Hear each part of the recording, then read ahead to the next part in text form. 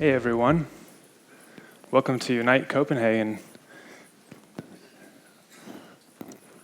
Thank you very much for coming out. I'm here to present animation rigging and talk about the new features available in 19.3. So, really glad you could make it out today. I want to introduce a little bit about myself. I'm a technical artist at Unity, working here for about 2 years, and my specialization is rigging. Before this, I come from game companies, including Bungie in Seattle, working on the Halo and Destiny games. It's a little bit loud here, thanks.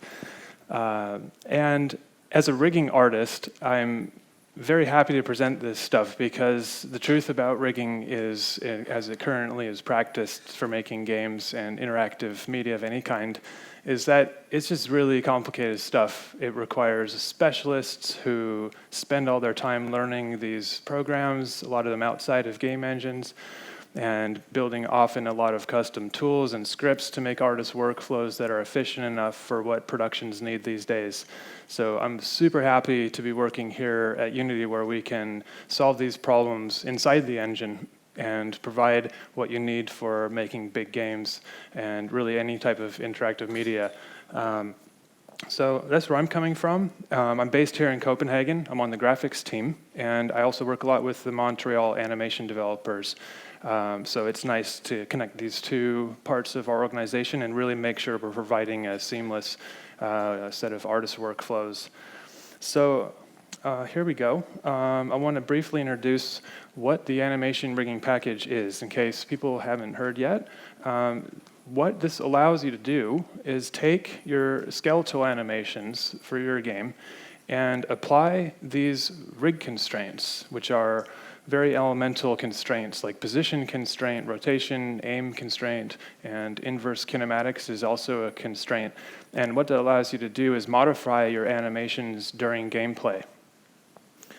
This is what we often call runtime rigging, because this is the rigging that happens during gameplay. And this allows you to do things like world interactions. If you're connecting with a prop, maybe you need to hold props of different sizes and shapes, and you don't want to have specially made animations for every single one. You can make one base animation and then modify it using these constraints to get the precision that you need and the quality and the variety for your games without increasing memory too much. So they let you do, the world interactions is one example. Another example is deformation rigging to get higher quality deformation on your skeleton. If you want to have bones that act in response to other parts of the skeleton to do deformation fix-up, this is one of the use cases. And as well, we offer some physics-based constraints within this set of tools that allows you to get dynamic secondary animation on your characters at a much more performant rate for playback on gameplay, where you might have a lot of these on your characters across a lot of characters in your game. So this is what we first released in 19.1, and this was announced around GDC earlier this year. And we're currently in preview, so our package just came out, and what really important message, what we mean by preview is please be aware that things will change moving to new versions, but this is for the very important reason that you get to be involved, and we're taking this at the pace where we can still incorporate your feedback and hear what really works inside of studios to make sure that we're supporting that as fully as we can. So please stay in touch with us. We have forums, and there's a link at the end of this presentation where you can get involved with the conversation. Next, in 19.2, we started releasing a series of features that are building up towards animation authoring, so that right inside of the Unity editor, you can keyframe these constraints, just like you would in an external program like Motion Builder, Maya, or Blender, for authoring new animation clips. So there's certain advantages to doing this right inside of the engine. And in 19.3, which is now in public beta, you can test out how these work with timeline. So this opens up even more artist workflows for multi-track layered animation authoring. And timeline, of course, is what often gets used for creating cinematics for games. It's a very multi-purpose tool, but it's really nice now that you can modify animations with rig constraints inside of timeline.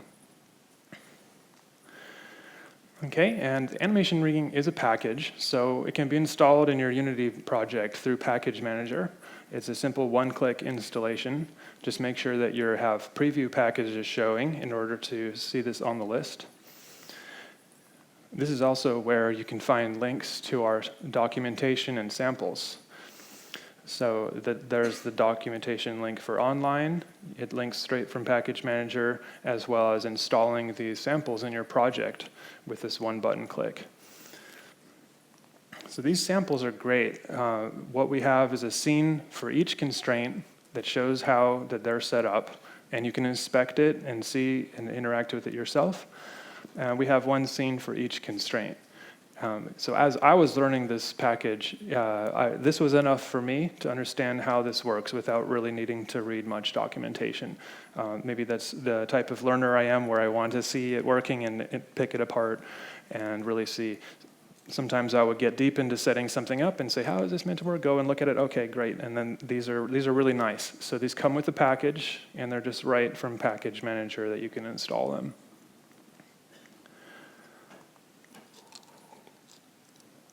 So here's what it looks like when it's all set up on a character. You need to start with some existing animations. We don't yet have tools for building skeletons or skin weights. That would be a next step. But we have, once you've imported that from your favorite external program of choice, then you can use these rig constraints. So notice how on the top of the character we have rig builder, and below that we have rigs. And the game objects that are underneath as a child, the ones that have a rig game object are considered a rig, and everything below that are the constraints.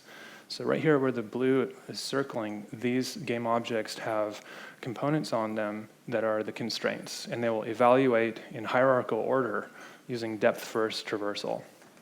So this is really nice and interactive. As an artist working with a scene, it just makes sense because we're used to hierarchies and how the order would work in terms of animation.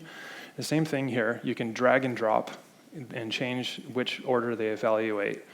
And it even works during runtime. If you have the game playing, you can try reordering these things to see what the result looks like. So it's really nice and interactive. You get an immediate update. Okay, here's what the rig builder component looks like. And notice the rig layers list. This is so cool that you can have multiple rigs. I'm like, this is kind of gets me excited because this is where we're going beyond the capabilities of programs I'm used to using outside of Unity, where you, as a rigging artist, you can set up as many of these as you want. And you might want to set some of them up for gameplay that have a very specific use. For example, this sword rig is the sword aim rig. It may be part of gameplay that I only want to turn on during when the character is attacking with sword, and you can do that from your gameplay code. You enable the weight value of this rig, and it now becomes active, and when you're done, you can turn it off. So you're only using the overhead during the time when it's needed, and you can create more specialized rigs that do exactly what you want. It's completely up to you, and they will evaluate in this order and result in the pose that happens at the very end. Notice that the very final rig is a deform rig. So as a rigging artist, what I'm doing there is some correction on the skeleton to get the shoulders and hips rotated into a nice position that looks better for my skin weights deformations. So in this, I always want that to be the final step, because whatever the IK has done to change the pose at the very end, I want the arm, shoulder, and hip bones to go to the right spot. And I get complete control over that here during this the rig layers list. It controls how they will evaluate. Each rig has a weight value, so you can blend it halfway, and each constraint has a weight value too, so you can individually manage each and every one of these universally using this weight value. So this gives you a lot of flexibility, and this is a general purpose sandbox that we're presenting so that people can construct their own specialized rigs. We know that game productions are diverse, and there's no one solution we could come that will work for all, so instead we're giving you the tools to build your own specialized needs. So it's pretty cool. Out of that, we will build the higher level constructs of something like a character biped and a quadruped. And this will all come along nicely with this good framework that we're building. So here's what it looks like to add a rig constraint. Below the rig, I'm adding a new game object. You can name it whatever you want. And I've named it right arm IK, and I'm going to add a constraint, the 2-bone IK constraint. So all we need to do now is assign the bones for the root, mid, and tip, and some effectors for the start, the target, and hint. Now when I hit play, I can interact with this. And the animation plays, and the constraint evaluates to that effector position, so I can precisely control the position of the hand. All right?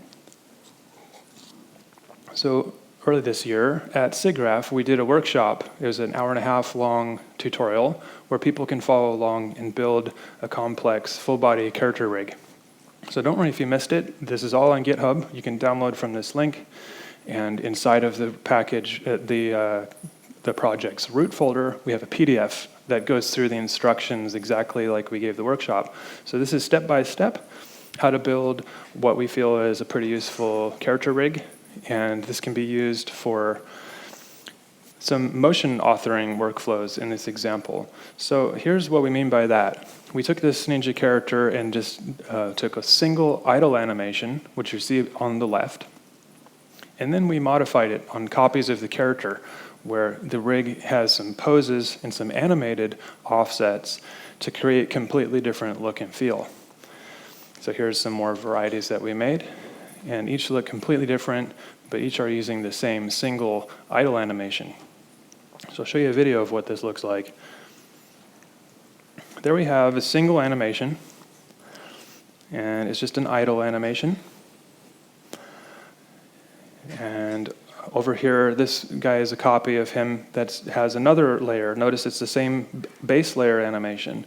I've added an override layer, and on this one, it's only the rig effectors that have poses and keyframes. So, for example, he's holding this staff target. I will have an object on the ground that aims. No matter where it moves, it will be contacting the ground. And the hand is animated. So as I grab the keyframes for the animation, the IK target, you can see it update in real time.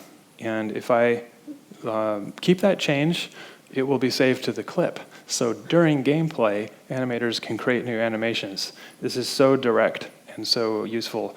Here's another example with a two-handed prop. So I've completely changed the pose. I've had him hold on to this sword with both hands. And here's another one. I feel like this is how the ninjas regained their energy after running through the megacity, is eating some spicy ramen broth. It was really fun to just try out. Well, here's a completely new shape of pose I can make, and I'm editing the keyframes in real time. So you can add a lot of variety to your games. I mean, imagine if this is like a village, you come back after a mission, some NPC-friendly characters are out here idling around. We have saved a lot of memory for our animations by repurposing the same idle animation. This guy shows how the weight value is useful, where the IK target can be turned on and off. And if I want him to hold on to the pole, then we turn the IK weight value on. Otherwise, it'll go to the animated position and hang freely like this. His friend up here is playing just static rig constraint poses. There's no keyframes here, and I just have a parent constraint going to his head. So his left hand will always keep his position right above his brow like this. So this one comes for free with no extra keyframe animation.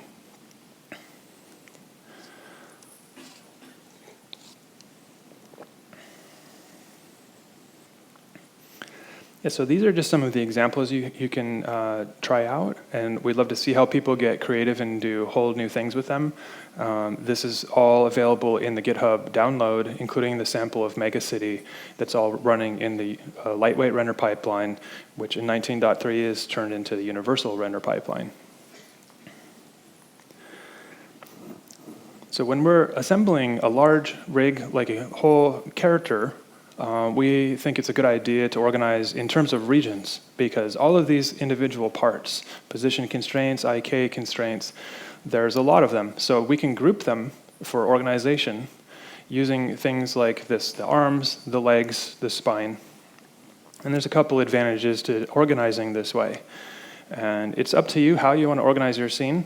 These are just some advice from us for some more flexibility. So for the arm, we're going to keep it simple and just use this 2-bone IK constraint. And this is good enough for our purposes here. we also have rig effectors. So these are the visual boxes, the colors that you can see. You can choose from the provided shapes. We have a box, a ball, a locator, a circle, a square. But you can use any mesh that you want. If you want to have custom created meshes that fit exactly on your character, then you can have an even more efficient user interface for animators. This is all possible. You can select the mesh straight from this menu on the side. And here's what this looks like once again. So I have the IK active right now, and as I grab and move it around, we're going to get the hand to go exactly to the position of this target. And with the weight value, we can turn it on and off as we want, including blending it at an intermediate value between 0 and 1. This is so useful for gameplay, and you can make smooth transitions into your active poses like this, using the weight value and blending a little of interpolation. So for the leg, we're going to do something very similar, and we use the 2-bone-IK constraint to keep the leg anchored to the ground. But what's also useful for the leg is contacting the ground in different positions. So for this, we're able to create remote pivots using the multi-ref constraint. So notice the extra spheres that are at the toe, ball, and heel. These are targets that you can switch to remotely and translate and rotate this main transform from an offset position. And once you've built a complex structure like this, it's nice to save that work if you want to apply it again. So easily, for the right leg, we want to make a copy for the left leg. The way you do this is just drag and drop the top level game object to the project folder, and it makes a prefab. You'll notice it turned blue in the hierarchy, and then you can drag a new copy, rename things, reconnect the bones from the other side, and you have the left leg. So it's a very nice way for sharing functionality. And this will work on completely different skeletons as well. You don't have to have the same names or the same orientations as long as it will work with the constraints. Then you can share it across your library of different skeletons. So this is really cool how this looks. We see interacting with it here. Imagine an animator is creating a walk cycle. If you're lifting off the ground, you might start from the main pivot, but as you come to contact with the toe, it's really nice to rotate from this offset position. So you switch the driver, and now it controls from this point. So there's less counter animation, and this really helps animators work more efficiently. There's so many uses for this. This is also how I'm using the hips to get an independent hip rotation, just using the multi-referential constraint. Yes, really easy to change it from this menu while you're working and then get the position you want. This can be applied across the body. If you wanted to use it on the hands, then you could for climbing or for lifting off the fingers to get some really precise animation controls. Okay, and for the spine region, I have put together what I feel is a pretty nice, efficient rig for creating these poses. It includes a center of gravity that controls the whole spine, a hips with independent rotation, and that is just using the multi-referential constraint that I just showed. And the hips, the spine and neck are using 2 copies of this new constraint that we made. So one of the design goals of the animation rigging package is that it is an open source package that is extensible by developers. So all of the C# that comes with this package is open and available to you. You can take a look inside and see how we've implemented constraints, and we encourage you to write your own constraints. We've taken care of the internal work with the animation stream and the C# job system to give you access to the animation stream and to be able to write multi-threaded code. So we do have a second presentation tomorrow by our developer Sven Santama, who has been working on the same project too. And his presentation is more focused for developers. If you would like to learn more about how to extend the package in C#, then I recommend checking out his talk. This is also available inside the SIGGRAPH presentation. So this constraint that we made is called the twist chain. And it's really, really cool how this works. There's a top and a bottom rotation control. And all the joints, all the bones in the middle will interpolate based on this fall-off curve. So as a rigging artist, I can define how sharp the fall-off is and get the level of control that I want. So if I'm applying this, for example, to the spine, I might want to have more flexibility in the lower spine, and where the rib cage is up here, it can become a little bit more stiff, but still get some slight rotation towards the top. And it works no matter if you have a 3-bone spine, a 5-bone spine, and you're making a squirrel and you have a 10-bone spine, that it all works just fine. And I'm using the same thing for the head and neck. And for this one, I get 1 rotation control for the head and just a little bit of fall off on the neck. So this is all up to you to choose how to use, and you can configure these exactly how you want. And also, it's worthwhile seeing how we can make variations of this spine rig. So this is a version of the spine called the override rig. And this is the one I used in the video to create animation variants, where we see the animation playing underneath, and this plays as an offset. So that lets me pose the spine, but still get all of the stay alive motion for breathing and kind of shifting around in an idle state. How I did this was to create a duplicate hierarchy of the spine bones. That's what's controlled by the twist chain. And then in turn, this one controls the real spine using a override transform constraint. So the override transform constraint has major potential, and it is very, very useful. We've seen people get very creative with this and do things like create whole different animations, and you can save a lot of memory this way. And also time for content creators. If, let's say, you have only a limited number of animators available and you want to get more variety, then you can use these to more quickly create variations of your animations. So I'll show you what this looks like. We have 2 copies here. The one on the left is a direct drive rig. So this might be what an animator uses if they're creating a brand new animation from scratch. You're going to get precise control. The rig effectors are going to move the skeleton exactly where you posed it, and the animators can then set keyframes. Let's take a look at the spine. So we have a top and bottom control. Right here, we'll rotate that, and it blends halfway through. So the middle spine automatically rotates. And the head gets a little bit of neck rotation too, as we can see.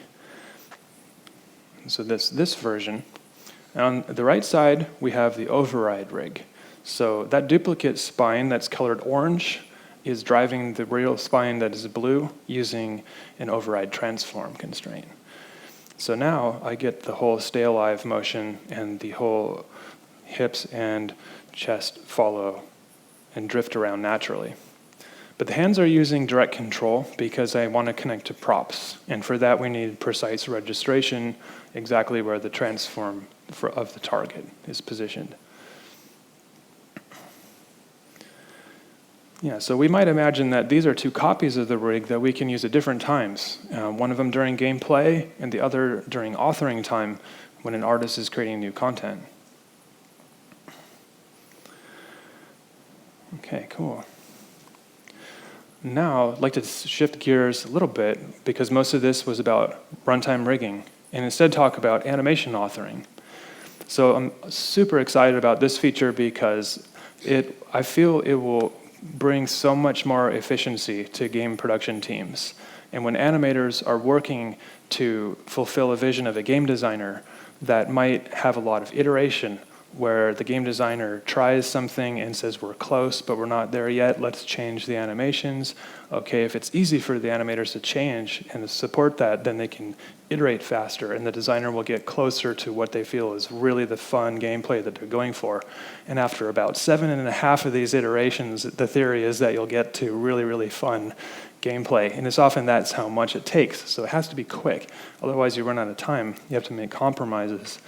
So there are certain places where it makes so much sense to do this iteration right inside of the engine. So in 19.2, our major release, was, number one, the rig effectors, so you can grab and select them as an artist, and two, the animation window. This is the main interface for animation authoring.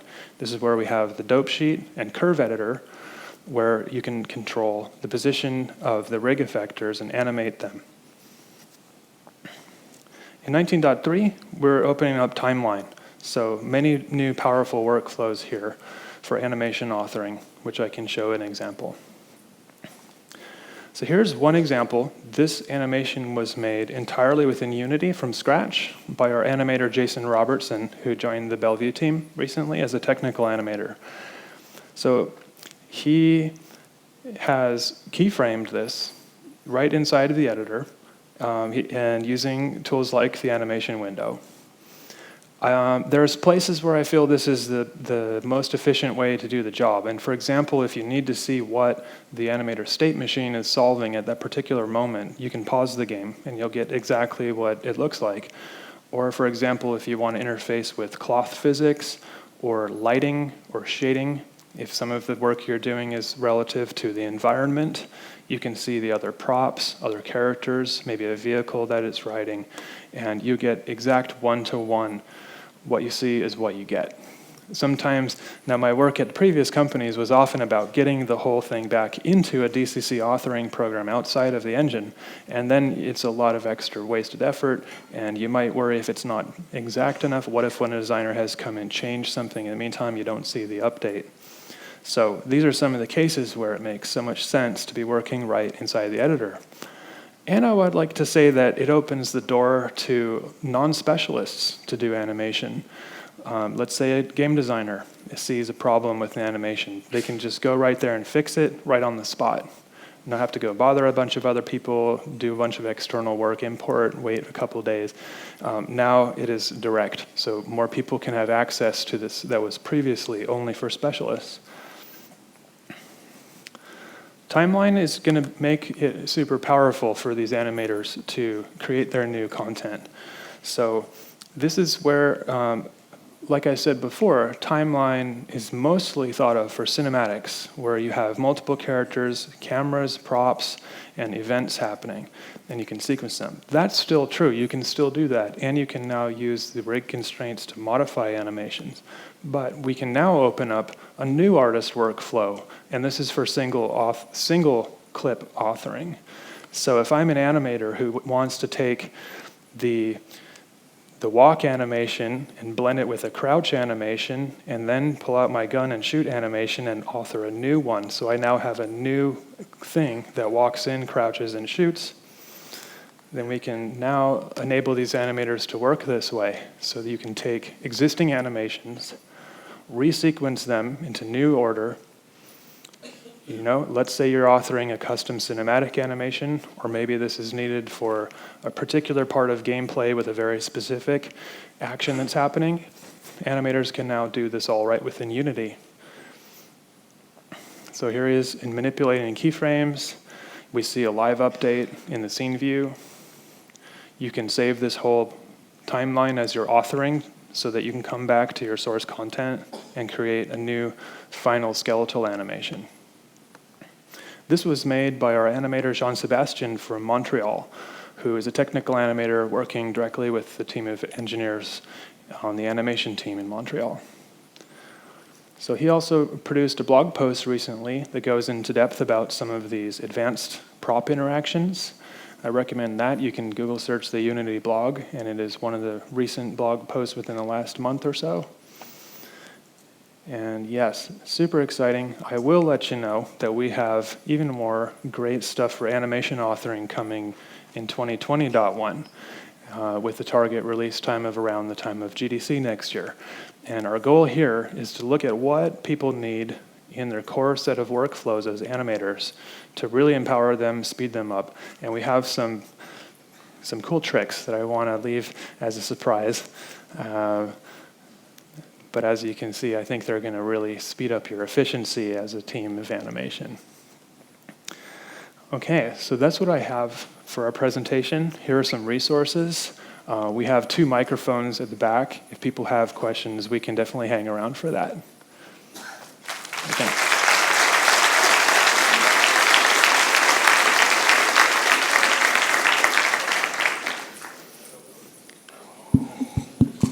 All right, Hi. come up to the microphones if you have questions. Here we go. Question for you. Yes. First of all, great job. I especially love the authoring component of it. It's really nice that it runs at runtime. Yeah. A lot of the tools remind me a little bit of Character Animation Toolkit from 3D Studio Max, which is nice to see with the foot controls. But right now, when I'm using IK solutions for VR, I am primarily using Root Motion. You know those guys? Yes. Final IK. Asset store, yeah. And I kind of love that package, and it really works for me, but I also love some of the capabilities that this has. Will this play nice with each other? Yes, they will play nice with each other. If you're using those, it will just evaluate in the order which it evaluates. Like I believe if you use Final IK, that will come after this. But there are certain advantages that we have here, and what we're doing is we're working up to the full feature set that tools like those have. Those have certain things at the time that we may not have yet, but we're going to grow our abilities over time. One thing I can say, which is an advantage of this package, is that these are built in the C# Playables API, which you can learn about more tomorrow from Sven, who's going to dive deep into the underpinnings of the animation system. But what that basically means, from more of a technical artist point of view, is your scripts no longer have to evaluate in late update. Instead, they're sent out as animation jobs that are multi-threaded. So for each animator, you have a new thread, and they work in conjunction with animation stream so that this happens before they're pushed out to game objects. So it's more optimal, it's more deeply integrated with the animation package. What we also did is release the entire thing open source with C#, so you can extend this to your functionality that you need. So yeah, thanks for that, and I think we do like these packages on Asset Store as well as good inspirations. And if there are particular things you like about that, I'd love to hear so that we can be sure to provide that as well. Thank you very much. Thank you. Hi. Thank you for the presentation. I have one question. How would you think the package works with scalable control rigs and IK? Scalable controllers. And what do you mean by that? So we have like one skeleton for several different characters, but they are scaled in size because not all characters have the same length. Mm-hmm. So this is what we call a scalable control rig. Cool. So I do know of one bug related to scale, which I'm unhappy about, which we want to get fixed as soon as we can. Some of the constraints won't have the right position with scale, to be honest. Please be aware of that. This is one of the known issues with the preview package. But we're very aware of the need for games to get variety like this using scale. So I think it's on our list of things that would be needed before we come out of preview, for sure. Yeah. All right, thank you. Sure. Yeah. And there's another one I wanted to mention on top of the other question about using this for VR. These are definitely the kinds of utilities you can use to make avatar hands connecting to a Vive controller or an Oculus controller and get registration with the environment. For example, if you want to attach the hand to a target and even the fingers with IK, you could get exact finger registration, like with the new Knuckles controllers that know which which finger is pressed. You could use that if you want to contact precisely with the world. So just to give you some ideas how this could be used. Okay. Was there anything else I could answer for you? No, thank you. This is all. Okay, thanks. Hi. Hi. My question is about like saving and loading, or maybe even importing and exporting. If I like spend the time and do a real character rig, I don't want to like do it again for the next project, right?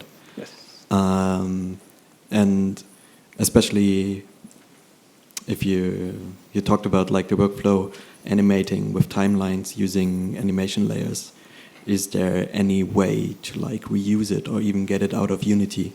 Because yeah, reusing assets is always something of great importance. Yes, okay, good question.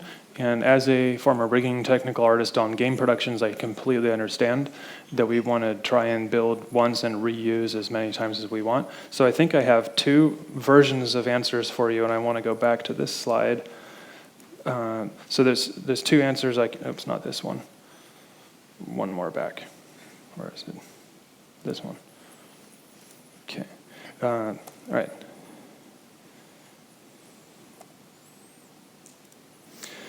So two answers. One of them is about sharing functionality inside of Unity. So like, let's say you've made a really nice rig for this one character, but you have a bunch of other characters that you want to use. Prefabs are your best friend. The nested prefabs workflows are just amazing for what we need to do here. And it's kind of great how that works, where you set up one prefab variant immediately on your character that has the imported skeleton models and skin weights. And then as a variant, you add rigs. So the rigs can be, one of them might be animation control rig for animation authoring. And in there you create a whole bunch of regions like we described. These each can be prefabs, so they're nested prefabs. The entire rig is one, and then the sub prefabs, you have one for the right leg that's copied for the left leg. So that actually works really, really well, that I've found for sharing not only on the same character, but completely different characters, different orientations of skeleton, different names. So that's answer number one. Prefabs works really, really well. The next answer is for sharing functionality outside of Unity. So we intentionally designed this package to solve the needs of gameplay first. So runtime rigging as the most important base set of workflows, and authoring on top of that. So for this purpose, we did not try and create parity within a given external program like Maya, for example. Why? Because there's not just Maya out there. There's Blender, there's Motion Builder, there's 3D Studio Max, there's Cinema 4D, there's Houdini, the list goes on. And they each have ultimately different math libraries for how their evaluations work.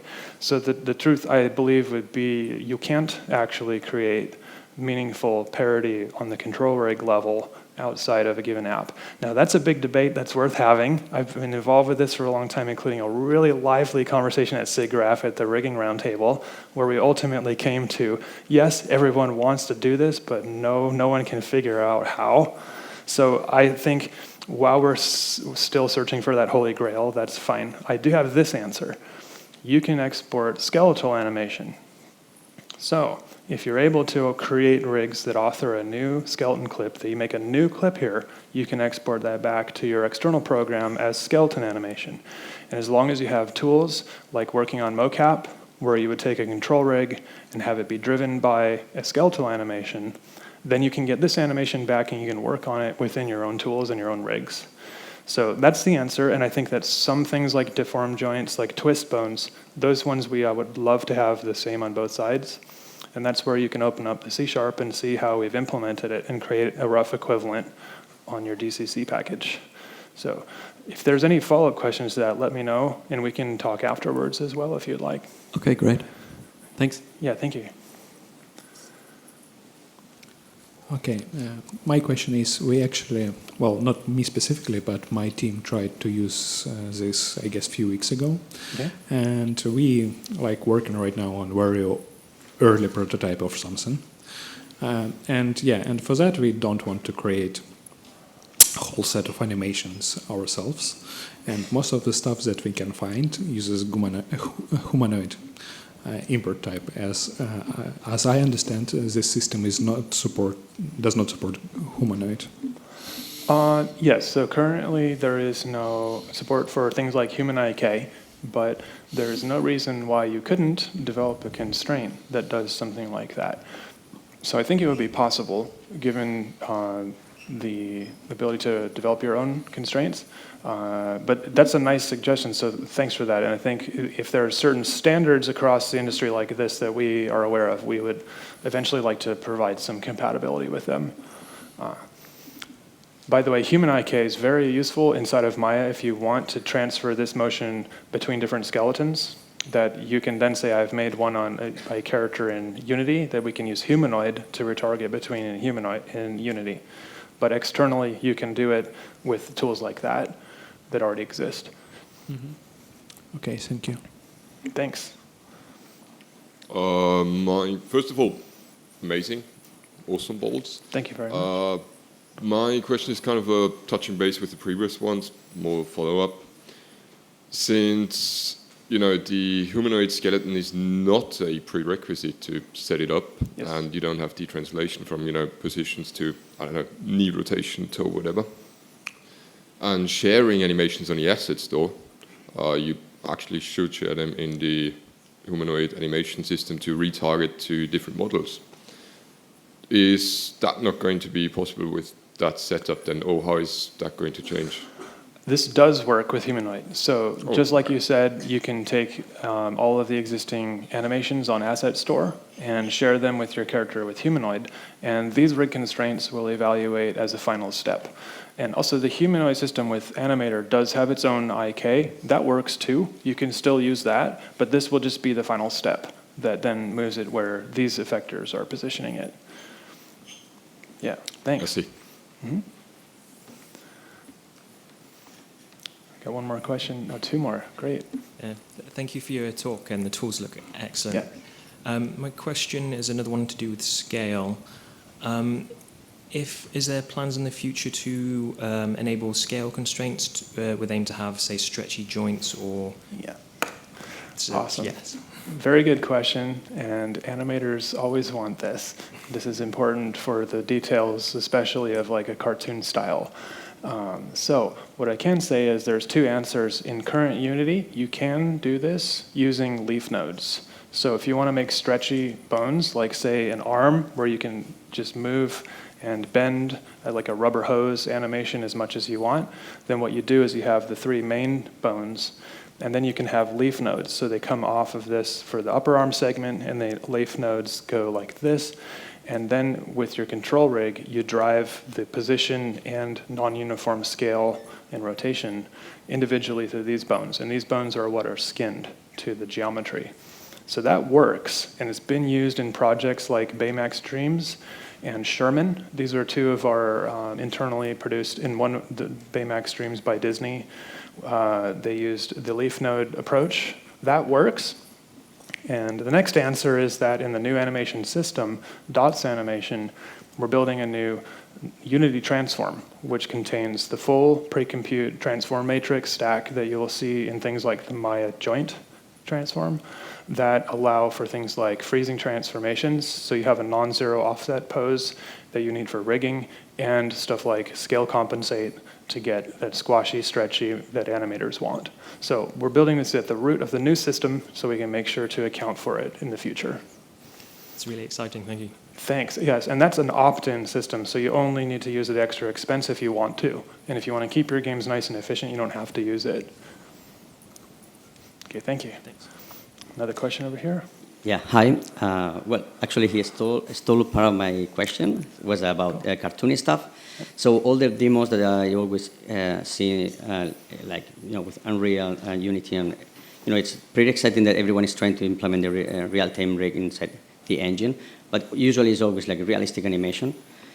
So, is there any plan to have a specific package in the future for cartoony rigging with ribbon systems, stretch stuff, but like a more specialized package, so it will be more optimized and not so custom stuff and connections and this kind of thing? So let me see if I understand correctly. The question is about would there be a package to support cartoon animation with all of the squashing, stretchy needs like this, right? Exactly. Yeah, so I think ideal world, we want to support this in this package proper. Much of it won't come along until DOTS animation is fully implemented. So we have a target of GDC time 2020.1 next year for DOTS animation in its first release. And then at that, we are beginning to really lay this foundation for the more advanced rigging, because you're right that cartoon animation is the true test of a rigging system. If you can do all of those squashy, stretchy things that cartoon animation needs, that's probably the hardest goal. So we would like to solve that in the same package is the answer. Yeah. Okay. Just a quick one. So the last one. So for facial rigging, you want to implement some specific stuff, like a facial rigging system including templates and I don't know, some kind of prefab, predefined facial rig. Okay, for facial rigging, so these utilities would work as well on facial animation, and I think that there's a couple more things that we would need for facial animation as well. One of them would be post-based deformation. So you have a single control that moves and dries any number of other controls. So that is on our roadmap. That's also going to be part of the new dots animation system. And I think the other one is you can get clever with these utilities and probably go a long ways towards what you need to do with facial animation as well. Okay, thank you. Thanks. Okay, and we're about out of time. Thanks very much, everyone. Have a great rest of your day.